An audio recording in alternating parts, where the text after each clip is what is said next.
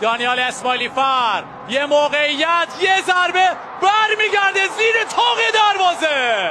چه قوقایی برپا میشه در ورزشگاه آزادی. حالا پرسپولیس 4، استقلال خوزستان 3. بازی نساجی و استقلال تهران تمام شده. شگفتی بزرگ در ورزشگاه آزادی.